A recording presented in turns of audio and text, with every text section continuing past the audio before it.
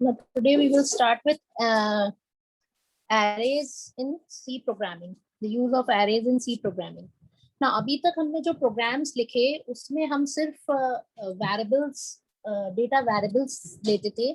Suppose we want to store the marks obtained by a student in different subjects, या फिर age of student, या total.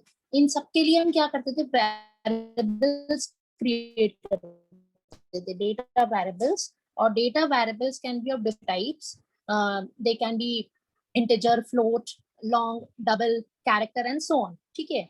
अब variables के साथ एक drawback क्या होता है कि they can just hold a single value. So single value problem क्या आती है? जैसे मान लीजिए अगर हमें काफी सारी values को store करना हो, we want to store a group of values. So I want to store the marks of 60 students of a class. ठीक है.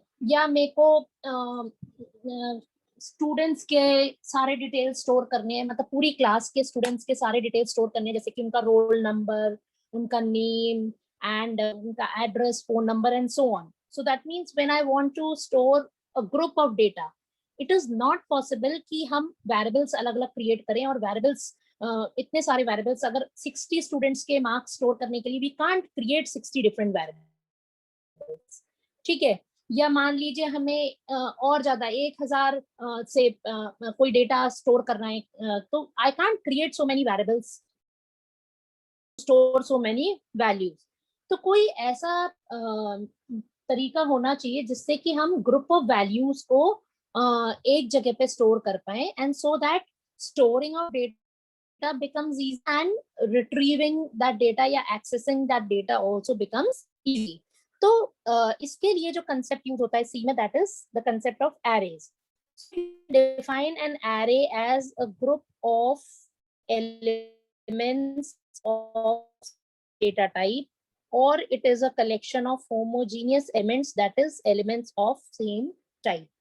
Array is a group or collection of values of similar type, so it is also known as a homogeneous collection of homogeneous collection of data. and homogeneous का मतलब होता है data of same type, एक तरह का data. जैसे मान लीजिए हमने एक मार्क्स मतलब स्टूडेंट के मार्क्स स्टोर करने के लिए एक एरे बनाई, तो और वो उसका टाइप है इंटीजर, तो it can only store all integer values in it. ठीक है. अगर हमने एक कैरेक्टर एरे बनाई तो it can only store characters in it.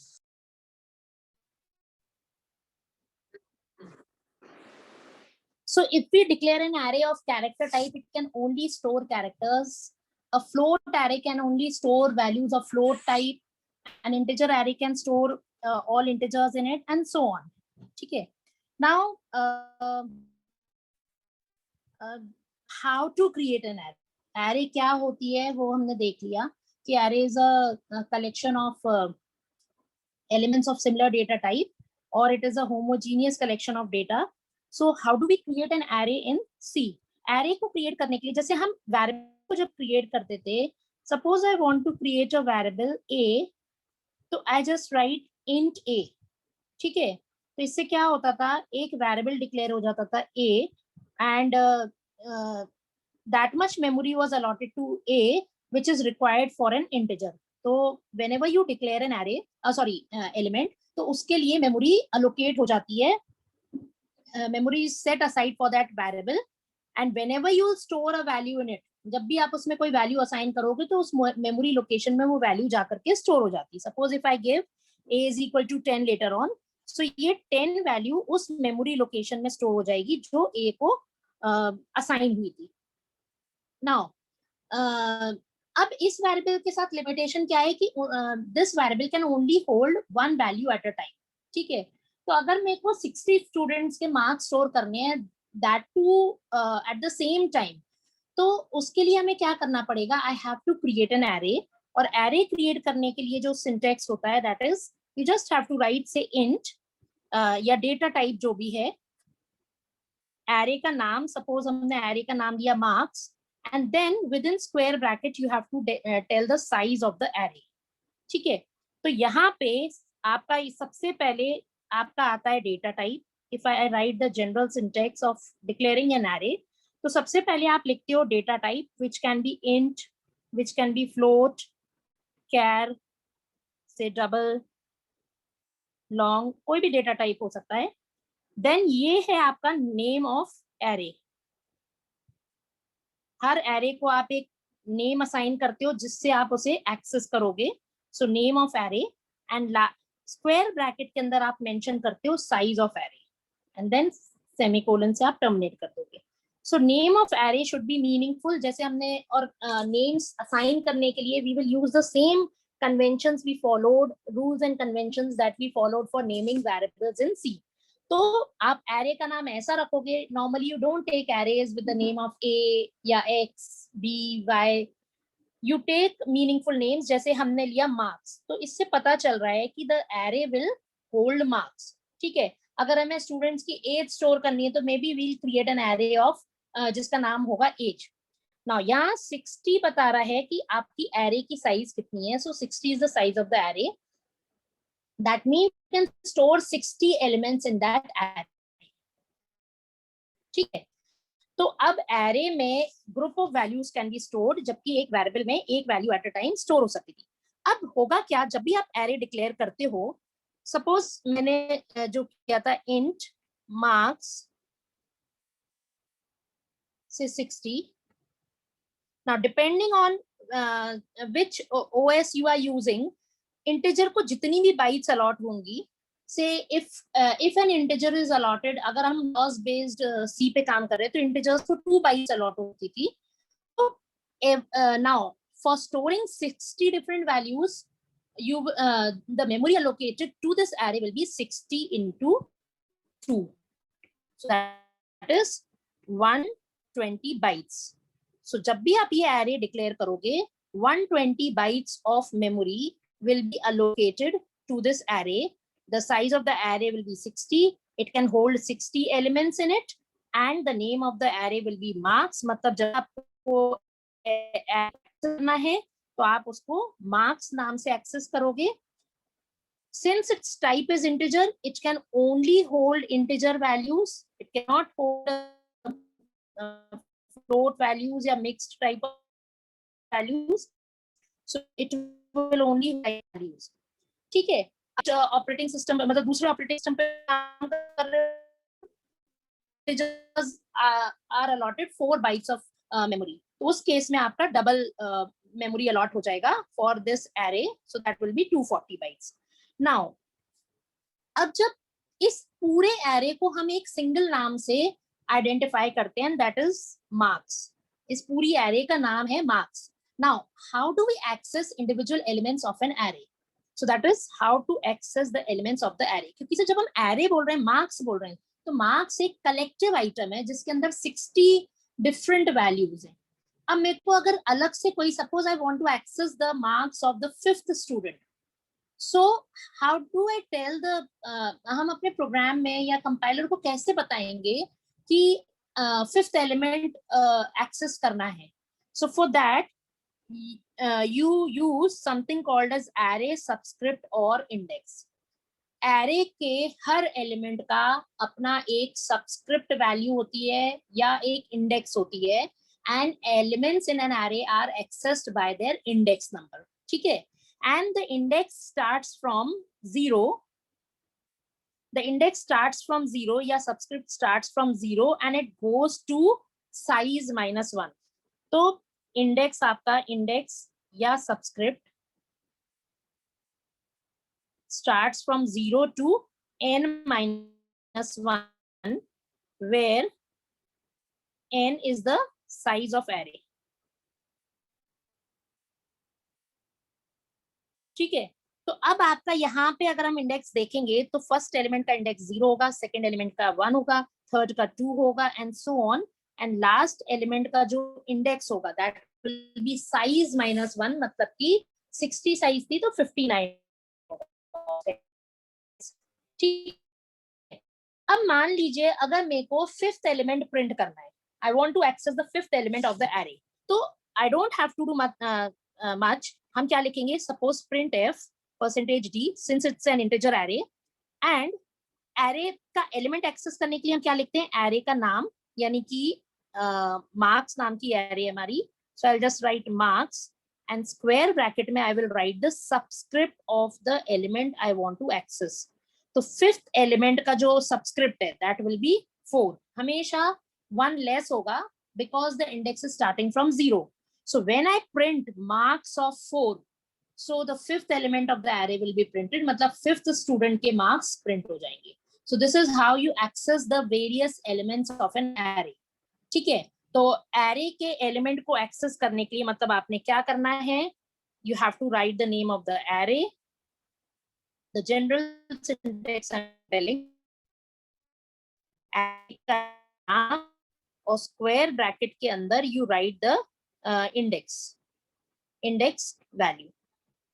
So if I right से a of 10, तो it will print, it means हम कौन सा एलिमेंट को रेफर कर रहे हैं, 11th element of the array. हमेशा इसमें आप 1 ऐड करोगे, इंडेक्स जो भी होगी, अगर index 10 so that means you are going to access the 11th element of the array as the index starts from 0।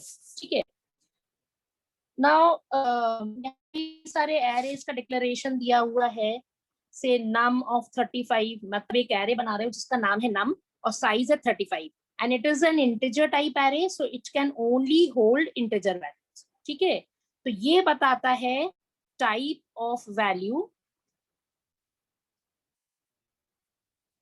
An array can hold. ठीक है, this is the name of the array and ये 35 जो है ये है size of array। तो इससे पूरा हमें सारी इंफॉर्मेशन जो मिल रही है, we are telling the compiler कि एक इंटीजर एरे क्रिएट करो जिसकी साइज 35 है, जिसका नाम है नम। सो नम नाम की एक एरे क्रिएट हो जाएगी, मेमोरी में उसको कितनी स्पेस अलोकेट हो जाएगी, जितनी 35 इंटीजर्स को रिक्वायर्ड होती है। So that much memory will be set aside for the array named num. Similarly, next example में अगर आप देखो तो char से ch of 10 means अब ये क्या कर रहे हो आप, you are creating an array which is of character type and the size of the array is 10. So you can hold 10 characters in that array. So this is how you create an array and how you access the various elements in an array. अब हम एक छोटा सा example देखेंगे जिसमें we will using arrays हम क्या करेंगे, कुछ नंबर ऑफ एलिमेंट्स को इनपुट कराएंगे एंड देन उनका एवरेज कैलकुलेट करेंगे। ठीक है, तो इसके लिए हमने क्या किया, एक सम वेरिएबल ले लिया, एक एवरेज वेरिएबल ले लिया जो हमने लास्ट पेज में देखा था, और एक एक्स वेरिएबल को डिक्लेयर कर दिया, सारे इंटीजर टाइप है। Now this is finding an array, declaring an array। तो अब एरे किस नाम की बनाई है आपने, नम नाम की, जिसकी साइज है 4, so it can hold 4 values in it. अब एरे में जब आपको वैल्यूज इनपुट करानी है, सो सी नाउ 4 वैल्यूज हैं, तो आप इनको इंडिविजुअली भी दे सकते थे। आप लिख सकते थे say num of 0 is equal to 10, say num of 1 is equal to 20, num of 2 is equal to say 30 and num of 4 is equal to num of 3 is equal to 40। 4 elements थे, तो आप इंडिविजुअली उन्हें values allocate कर सकते हो, assign कर सकते हो by giving separate statements here. But अगर बहुत बड़ी एरे है और हमें इनपुट कराने हैं एलिमेंट्स काफी सारे, suppose the size of the array is 100, I want to input 100 elements in the array, then we cannot give such type of statement। एक एक वैल्यू को हम अलग से हर इंडिविजुअल स्टेटमेंट में तो रीड करेंगे नहीं, उस केस में we will use loops। तो यहाँ पे हमने एक लूप यूज किया जिसकी वैल्यू, यहाँ पे लूप काउंटर वेरिएबल की वैल्यू शुरू हो रही है x इज इक्वल टू 0 से, x less than 4 and x plus plus. Now इससे क्या हो रहा है, x की वैल्यू हमने 0 क्यों शुरू की, because the index starts from 0। ठीक है, अब इसके बाद हमने लिखा printf enter number percentage d and x plus 1 की वैल्यू प्रिंट करी। तो जब x 0 होगा तो 1 प्रिंट होगा, so that means it will say enter number 1। और फिर हम फर्स्ट नंबर की वैल्यू को इनपुट करा रहे हैं यूजर से बाय सेइंग scanf, जैसे हम देते थे %d, comma ampersand num of say x। तो x की वैल्यू, अब ये लूप के अंदर आपने दिया है scanf स्टेटमेंट, तो कितने बार चलेगा? जितने बार लूप चलेगा। So the loop is running how many times? 4 times. For x is equal to 0, then 1, 2 and 3। x is equal to 4 के लिए लूप नहीं चलेगा क्योंकि say the condition is x less than 4। और हर बार आप वैल्यू जो इनपुट करा रहे हो उसको आप क्या कर रहे हो? सम वेरिएबल में ऐड कराते जा रहे हो। तो जब 4 बार लूप चल चुका होगा तो ये 4 वैल्यूज इनपुट करा के उसको सम में ऐड करा चुका होगा। Now since we were writing a program to find the average of the numbers, तो हम क्या करेंगे? Average is equal to sum divided by 4। तो आपका 4 वैल्यूज थी, सम को 4 से डिवाइड कर दिया, एवरेज आ गया, एंड लास्ट में आपने एवरेज को प्रिंट करा दिया। So this was a very simple program using arrays। आप कितने भी नंबर ऑफ वैल्यू, सपोज अगर आपको से 60 स्टूडेंट्स के मार्क्स इनपुट कराने थे और उनका एवरेज निकालना था, तो आपको बस यहाँ क्या चेंज करना पड़ता है? You could have said x less then 60 and may be तब आप एरे का नाम नम ना लेकर के, वैसे नम भी चल जाएगा, you can take the name of the array as marks. और एरे आप कितने साइज की डिक्लेयर करोगे उस केस में? Int say marks of 60।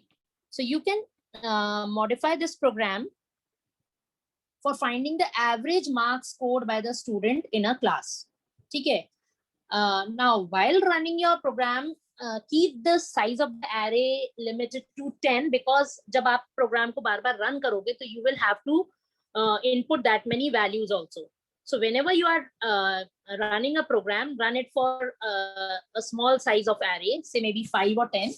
Otherwise 60 अगर आप शुरू से लेके चलोगे then it will be a problem. You have to enter 60 values every time you run the program. ठीक है। फिर छोटा सा प्रोग्राम हमने देखा, how to input the values, how to find the average marks scored by the student in a class. Now इसमें हमने जो input data into an array, how did we input data in the array? हम array is a collection or a group of it is a collection of data। ठीक है। अब उसमें input करने के लिए हम क्या करेंगे? जब भी एक ग्रुप ऑफ वैल्यूज हमें इनपुट करनी होगी, we have to take the help of a loop. जैसे 60 एलिमेंट्स इनपुट करने हैं तो मैं 60 बार scanf स्टेटमेंट तो लिखूंगी नहीं, तो इसके लिए हम क्या करेंगे? सिंपली एक लूप चलाएंगे। Every time we'll run a loop say for i is equal to 0। i की वैल्यू, इंडेक्स की वैल्यू हमेशा कहां से शुरू करेंगे? 0 से। i less than say size, where size हम मान के चल रहे हैं हमारी एरे की साइज है।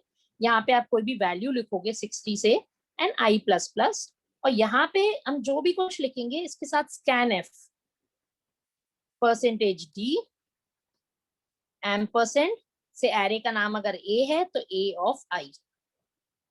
सो this is how you input या read values in an array. ठीक है। अब अगर हमें वैल्यूज को डिस्प्ले कराना है, सपोज जो मार्क्स हमने एंटर कराए थे उनको वापस से शो करना है, एरे में स्टोर हो चुकी है value, I want to print them one after the other, तो आप क्या करोगे? लूप फिर से चलाओगे for i is equal to 0, i less than say 60, i plus plus, printf say %d \n, and अगर एरे का नाम है num ऑफ i। अब इससे क्या होगा? लूप के अंदर हमने ये printf स्टेटमेंट दिया और num ऑफ i प्रिंट कर रहे हैं, तो initially the value of i will be 0। तो सबसे पहले क्या होगा? फर्स्ट एलिमेंट प्रिंट हो जाएगा। तो ये वाला स्टेटमेंट, printf स्टेटमेंट कितने बार चलेगा? जितने बार लूप चलेगा, सो 60 times, and every time it will print one element of the array, and then this index value will increase by 1 every time। तो होगा क्या? सेपरेट लाइंस पे आपकी, because I have used new line character, separate lines पे आपकी values जो भी array की हैं they will be printed. So that is how to read out data या प्रिंट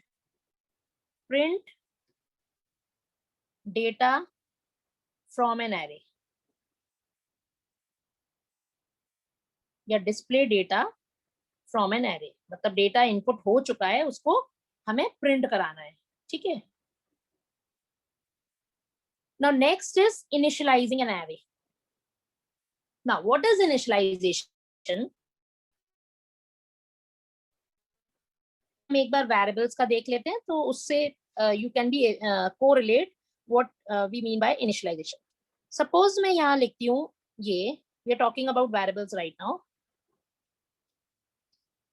मैंने ये दो स्टेटमेंट्स लिखे. इससे क्या हो रहा है, पहले मैंने एक a नाम का वेरिएबल डिक्लेयर करा.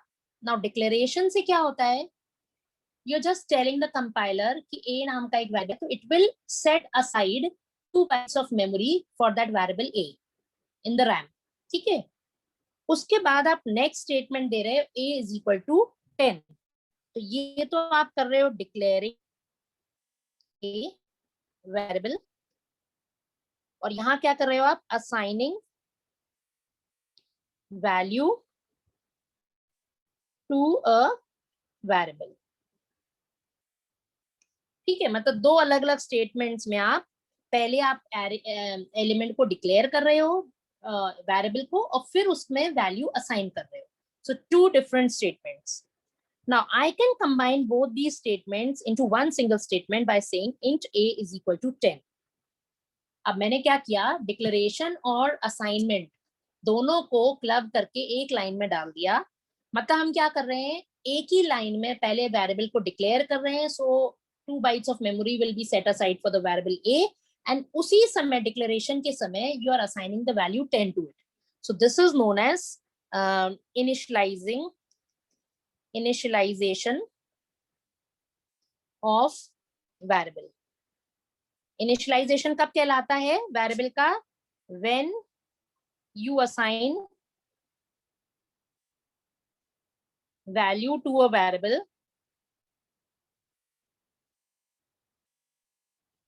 at the time of declaration itself.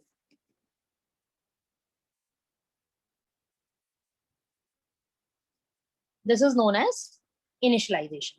ठीक है. तो ये तो था भी initialization of variables. ये हम पहले भी पढ़ चुके हैं जब variables के बारे में पढ़ रहे थे. Now if we apply the same concept on arrays, suppose हम नहीं चाहते कि यूजर से इनपुट कराएं, प्रोग्राम रन करने के लिए हम पहले से उसमें असाइन करके रखना चाहते हैं some values in it, some fixed values in it.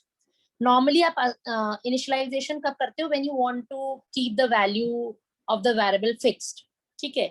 और इनपुट कब कराते हो, जब आपको प्रोग्राम को अलग अलग वैल्यूज के लिए रन कराना हो, then you input the value from the user.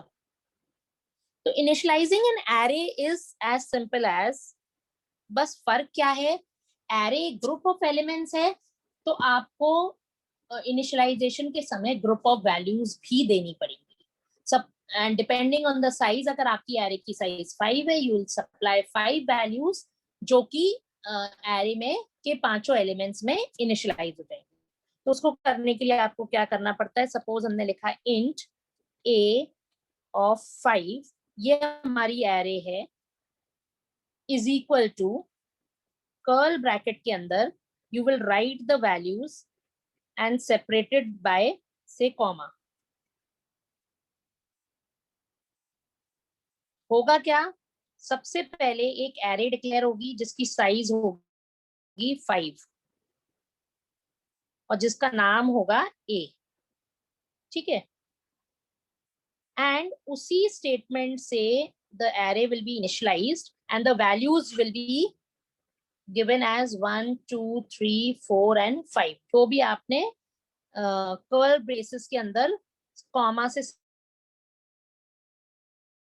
separated value will be set in the array. They will be set as elements in the array. ठीक है. Now अगर हम एरे को इनिशियलाइज कर रहे हैं तब हमें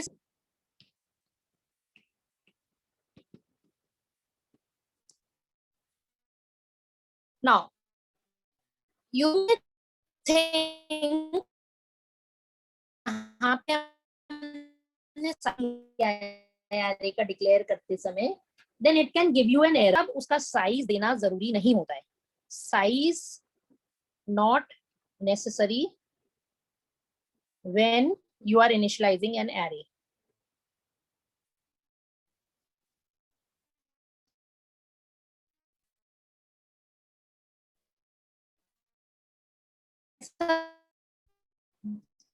क्यों है? क्योंकि से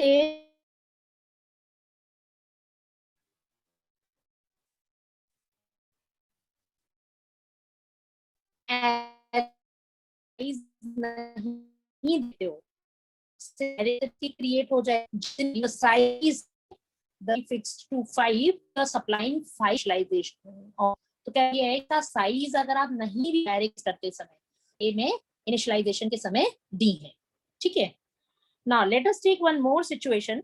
सपोज हमने एक एरे डिक्लेयर करी, साइज हमने ले ली 10, लेकिन वैल्यू देते समय मैंने उसमें values the 5। What do you think it will 10 है और वैल्यू आपने 5 दी है, तो 5 वैल्यू वो कहाँ से लाएगा? So what will happen? There won't be, इसमें कोई एरर आने की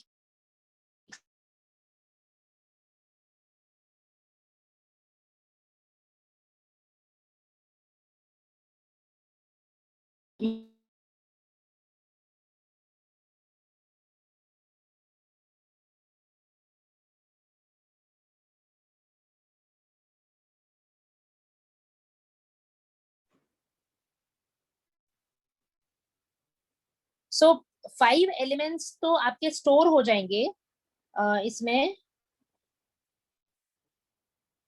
लेकिन rest of the 5 elements will have the garbage value. जैसे जब आप किसी वेरिएबल को इनिशियलाइज नहीं करते हो तो वो क्या करता है, इट वी से कि उसमें गार्बेज वैल्यू रहती है ना। What do you understand by garbage value? Previously उस मेमोरी में जो भी वैल्यू पड़ी होगी that is referred to as a garbage value. तो होगा क्या, पहले 5 एलिमेंट्स तो जो आपने दिए हैं they will be initialized to the values that you have given in while initialization. Rest जो 5 वैल्यूज हैं दे विल कंटेन,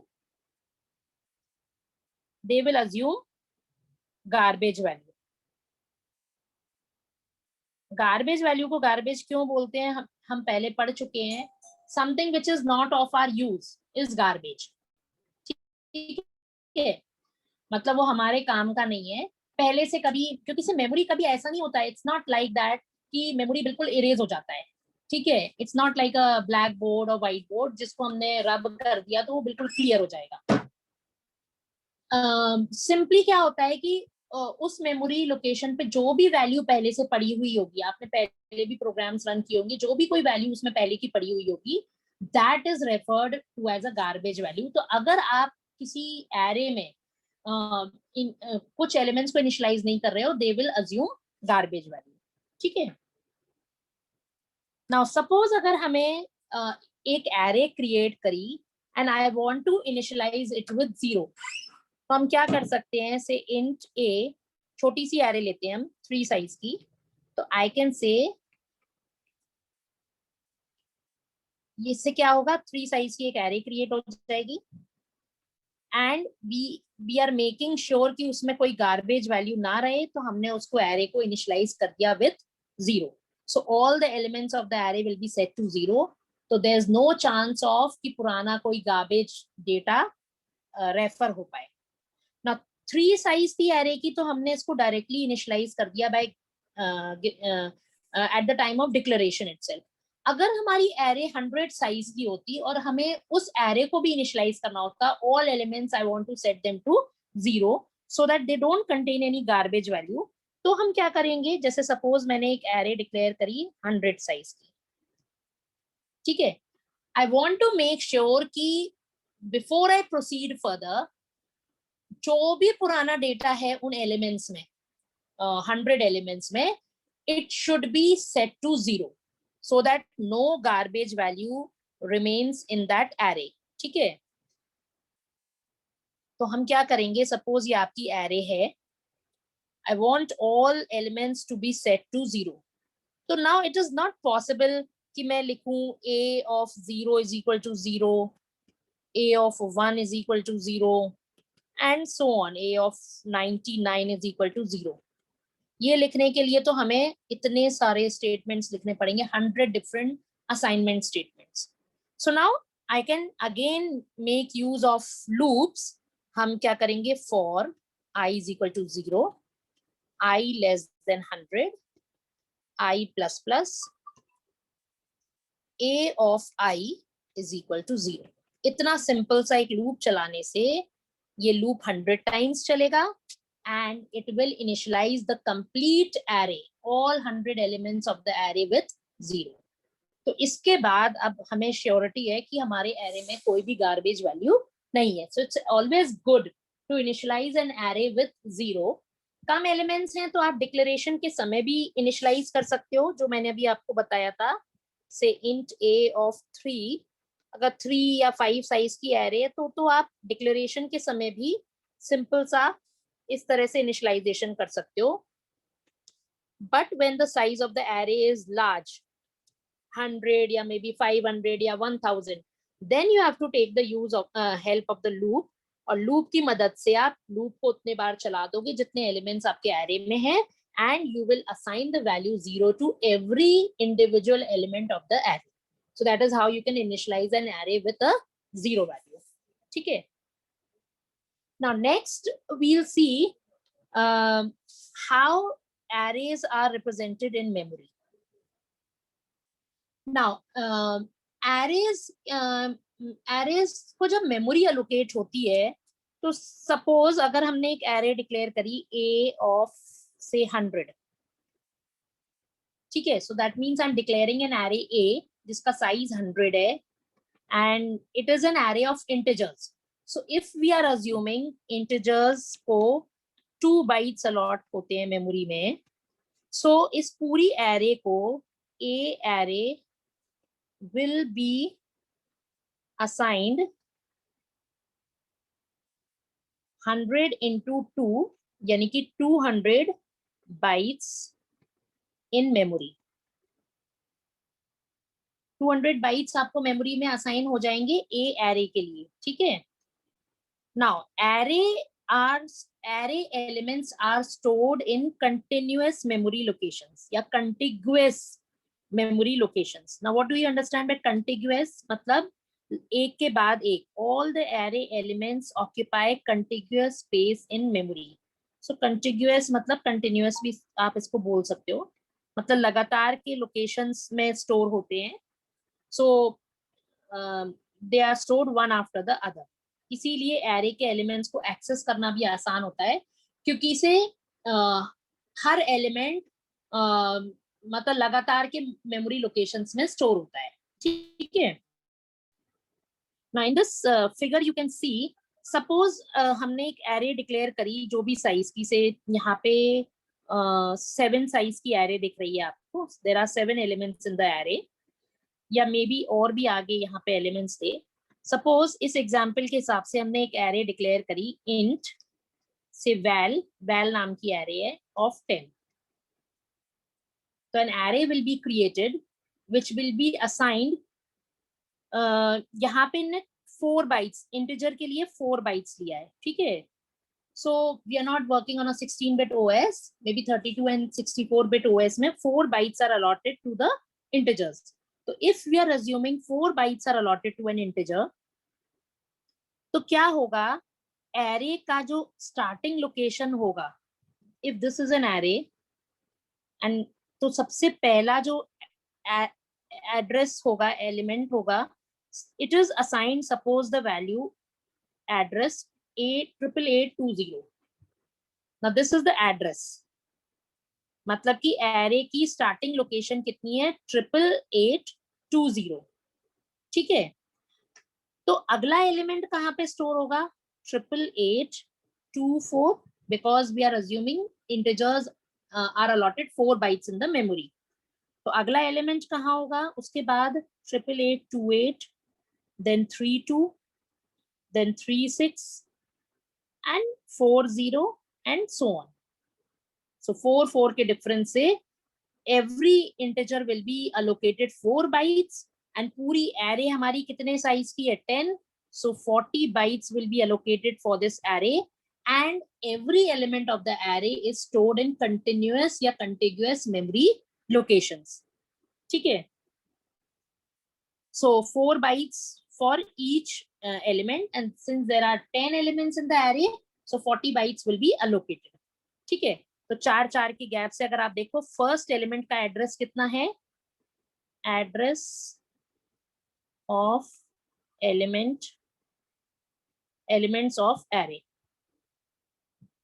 पहला एलिमेंट 20 पे है, अगला 24 पे, अगला 28, 32, 36, 40, 44 एंड सो ऑन.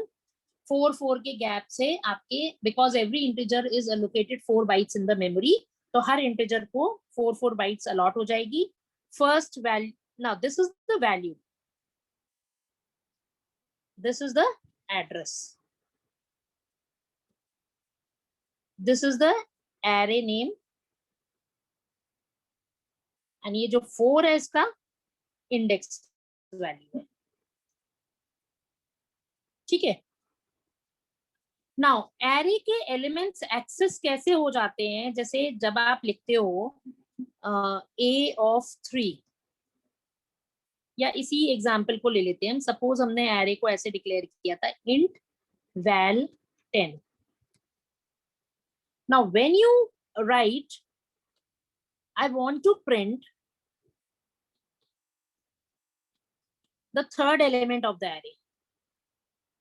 ठीक है, तो थर्ड एलिमेंट ये है, तो हमें क्या लिखना पड़ेगा, val of 2. val of 2 लिखेंगे तो आपका आउटपुट क्या आ जाएगा, 33. ये प्रिंट हो जाएगा val of 2 से 33. अब how is the element located in the array, element locate कैसे हुआ, val से तो क्या पता चला. Now the name of the array, name of array is the starting address of array.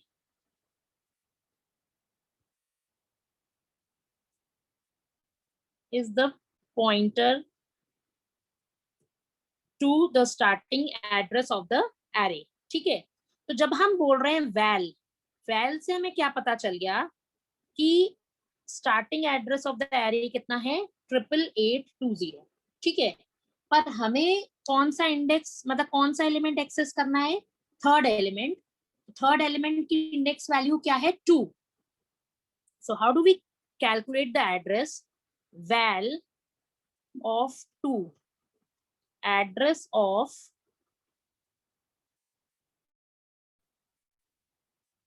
val of 2 कैसे कैलकुलेट होगा, val plus 2 into 4, where val is the starting address of array, starting address of array, 2 is index of element. तो कौन सा element हमारा, उसका index क्या था, 2, और 4 क्या है, bytes allocated to an integer या डेटा टाइप, जो भी डेटा टाइप है. मीन्स अगर फ्लोट होता तो फ्लोट को जितनी बाइट्स अलॉट होती हैं, कैर होता तो कैरेक्टर को जितनी बाइट अलॉट होती हैं. तो अगर हम कैलकुलेशन करें तो ये क्या हो जाएगा, 8820 प्लस 2 into 4, तो ये हो जाएगा 8820 plus 8, so that will be 8828. और अगर आप ये देखो इसका एड्रेस कितना है 8828. So it's very simple. The compiler can very easily calculate the location of an element of an array by using this simple formula. ठीक है, अगर आपको से फिफ्थ एलिमेंट को एक्सेस करना है, दिस वन, इसका एड्रेस हमें वैसे तो यहाँ दिख रहा है 40 है, अब ये आएगा कैसे? We'll apply the same formula. Val of 5 is equal to val plus 5 into 4. So val क्या है? 8820 plus 20. So it will become 8840. तो मीन्स कोई भी एलिमेंट, एरे के कोई भी एलिमेंट को एक्सेस करने के लिए एरे का नाम और उसका सबस्क्रिप्ट, दो चीजें अगर हमें पता है, हम कोई भी एलिमेंट को एरे के अंदर ढूंढ सकते हैं. That is how the compiler searches an element in the array and prints it. तो जब भी कभी हम ये स्टेटमेंट लिखते हैं प्रिंट एफ %d कॉमा से वैल ऑफ 5, जब हमने ये स्टेटमेंट लिखा, वी मस्ट बी थिंकिंग कि ये कैसे फिफ्थ एलिमेंट को ढूंढ करके प्रिंट कर देता है. तो by mentioning this you are actually telling the address of the element of the array. वैल से उसे पहला एलिमेंट का एड्रेस पता चल जाएगा. So you can say the name of the array itself points to the first element of the array. ठीक है, और ये index value multiplied by the size allotted to the data type, उसको जब आप ऐड करोगे स्टार्टिंग एड्रेस में, you will get the resulting address of the element of the array, and उस लोकेशन पे जाके the value of that variable will the value of the element will be printed. So that is how an element in an array is located. Okay, so we'll finish the class on arrays here, and then we'll see some programs on arrays. ठीक है, फिर उसके बाद हम पढ़ेंगे two dimensional array. अभी तक जो हम एरे पढ़ रहे थे that was single dimensional, it only contained rows. Next हम पढ़ेंगे टू डायमेंशनल एरे.